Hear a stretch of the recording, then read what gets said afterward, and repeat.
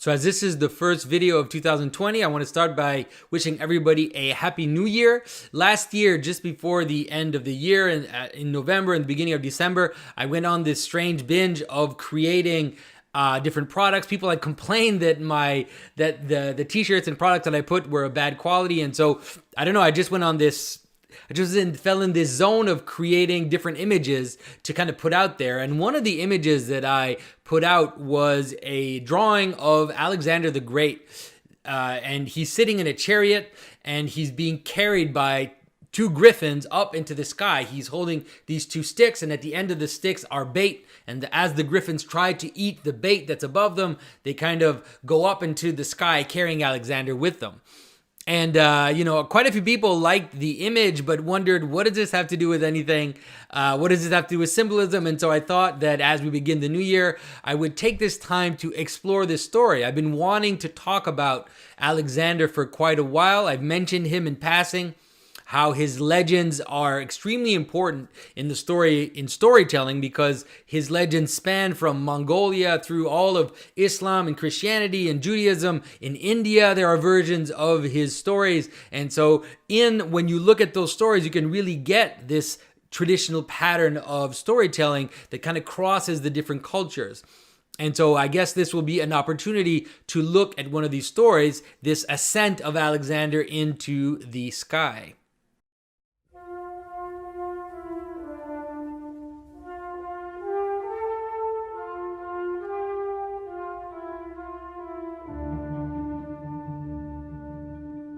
This is Jonathan Pajot. Welcome to the Symbolic World.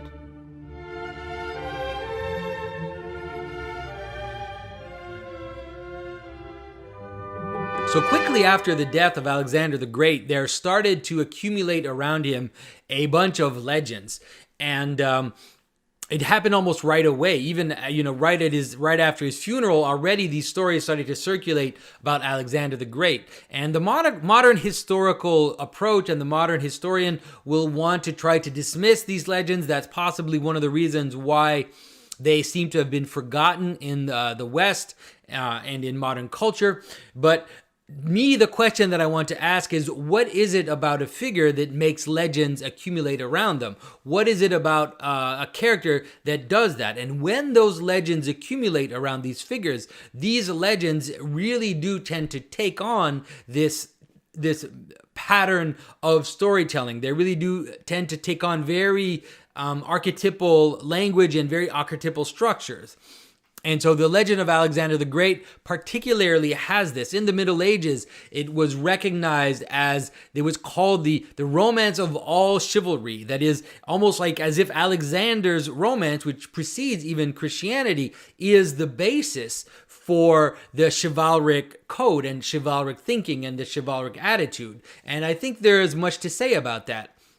How there is this relationship with the way that Alexander conducted himself and his campaigns, with how knights saw themselves, and especially as Alexander's legends took shape in different cultures, they also came to be modified to fit into those different cultures. And so the Christian Alexander is very particular and can help us understand also the manner in which not only what the ancient world can look like in the eyes of Christianity, but also how stories can be flipped and be changed in order to serve another purpose while, having the same patterns, and even in a certain extent, maybe refining those patterns to make them fit more, even better than what they did before. And so the story of the ascent of Alexander the Great is based on very, very old stories. There are stories even in the time of Gilgamesh and in these ancient Babylonian stories of a figure that gathers for eagles or for birds or for creatures and uses those for creatures to ascend up into the sky and see the world. In the version of Alexander, like I said, he builds this chariot or this throne, and he assembles these four griffins to carry him up into the sky.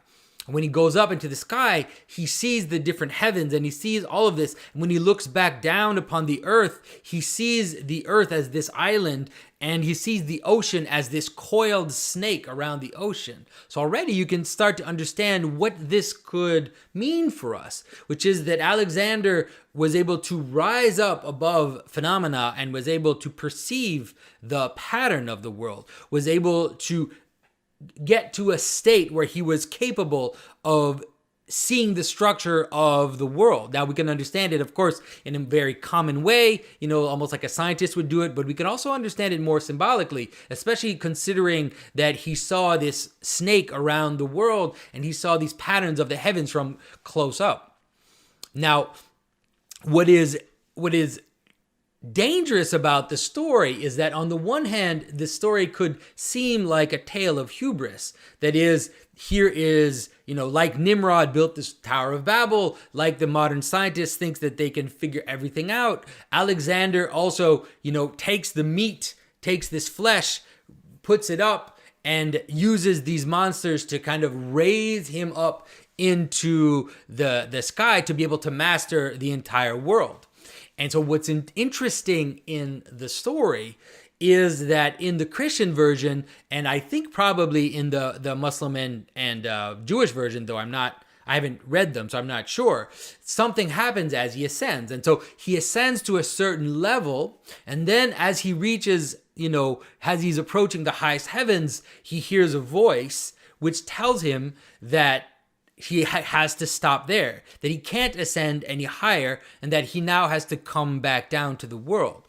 And so by having that little change in the story, what it does is it also, on the one hand, tells you the story of how we do have access to the patterns of reality. We do, by our own reason, by our own mind, by our own God-given capacities, we have the capacity to raise up and to see the patterns of the world. But we also have to be careful, because there is a limit that we cannot go beyond, that we cannot by this kind of forceful by the means of reason or the means of our own efforts, we cannot reach the highest patterns. We cannot reach that which is beyond all patterns. Another thing which makes this pattern very powerful, this image very powerful, is that there seems to be an analogy. We could kind of understand it as an analogy at a lower level between this image of the chariot with the 4 griffins and even the divine chariot, which has 4 cherubim.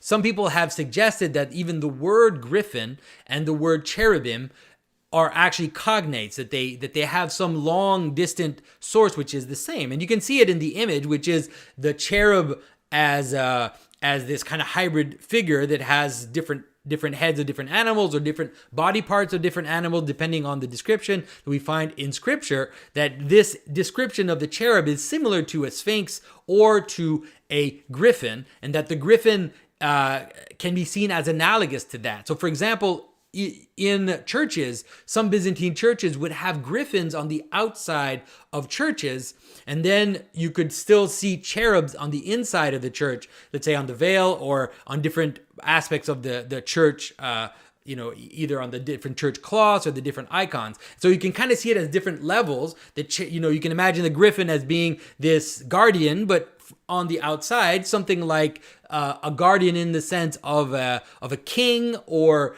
of an army, and then the inner guardian, who is the guardian of the secrets, of the mysteries, the spiritual guardian, which is on the inside and which is guarding the mysteries from profanation. And so there's an analogy, and in the analogy, of course, there's also, like I said, also the separation, which is that although we can see the analogy between Alexander going up into the sky and seeing the patterns, this is obviously at a lower level than the actual divine chariot, which took Elijah and brought him up all the way into the highest heavens. One is through the effort of man to raise himself up, and one is let's say a movement from above to bring Elijah up into the highest heavens. But there is still an analogy between the two. And so what it does is it it gives, what I like about that story is that it gives value to human capacity. It gives value to human effort. But in the context of the Christian version, it also shows the limit of human value and of human capacity, and this legend of Alexander became very famous in the Middle Ages. You can see it all over the place, from Byzantine ornaments. You can see it on buildings. You see it in Venice on St. Mark's Cathedral. You also see it in churches all the way to England, and you can see it in ornaments all the way in Persia. And so you can see it as this celebration of human capacity, and also the value of the city, the value of the Roman Empire, or the vision of the human capacity to raise itself up and to become something which is coherent. But it also gives you the limit. It also shows you that if you go too high, then you risk what happened at the Tower of Babel, is that you risk the breakdown.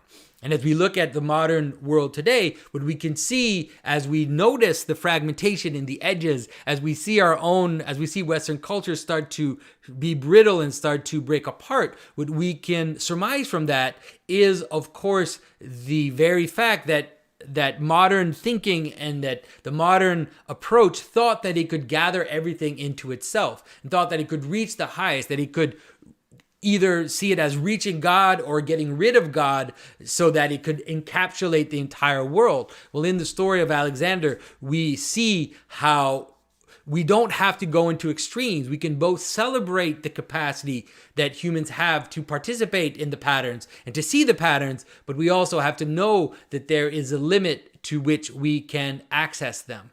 But even for myself, it acts as a warning not to fall into hubris and not to think that my own mind is going to be able to master everything, that I'm going to be able to understand everything. Because obviously that is sometimes a secret temptation that we have, that we think, all right, I've reached it, like I've figured it out. But an image like that, for me at least, is both a celebration and the warning that I need in order to kind of advance into this world of understanding symbolism. And so because the tale of Alexander also has in it an aspect of hubris, at the same time, it also has let's say, something which precedes what Christianity would become. It has a kind of glimmer of what the possibility of Christianity could be. There's also something in the story of Alexander that is a warning. And so you have different commentators in the story of Christianity which will warn us that the figure of Antichrist is related to the figure of Alexander. And we see this in the figure of Julian the Apostate, for example. And Julian the Apostate is a Christian emperor who, during his life, at some point switched. He was raised as a Christian, and then he switched. This is at the early stages of the Christian development, the Christian church. He switched and reverted back to paganism.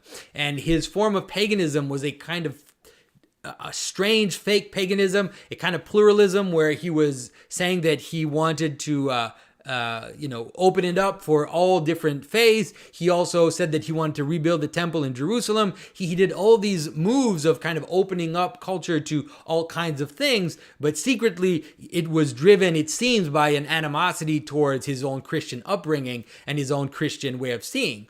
And he saw himself as a new Alexander. And so we have to be able to hold the figure of Alexander on these two sides. We need to not be afraid of it because it has very powerful storytelling in it, but we also have to see it as a warning in different ways. In the story itself, as a warning not to go up too high in the Christian versions of the legend, but the figure himself as a warning of the danger of a kind of all-encompassing empire that would encompass the entire world and would want to destroy the particular story by giving access to all these different stories at the same time.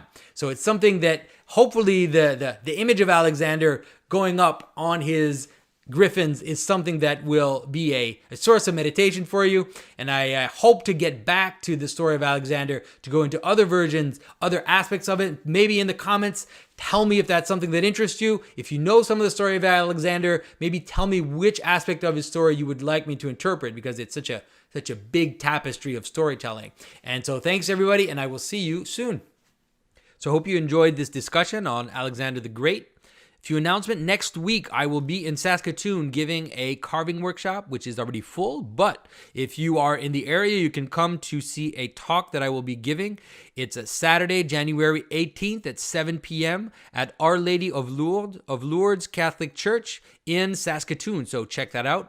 I will also be in Boston on February the 15th. I will be giving a talk at the Greek Cathedral, the Greek Orthodox Cathedral there. It's going to be 2 talks plus question period and also a tour of the cathedral. All of that for $15, which includes lunch. So that'll be February the 15th. I will put links to those events, to the Facebook events, and also to the Eventbrite site where you need to go to get the tickets of the Boston event. I'll put all of that in the description for those who wish to come.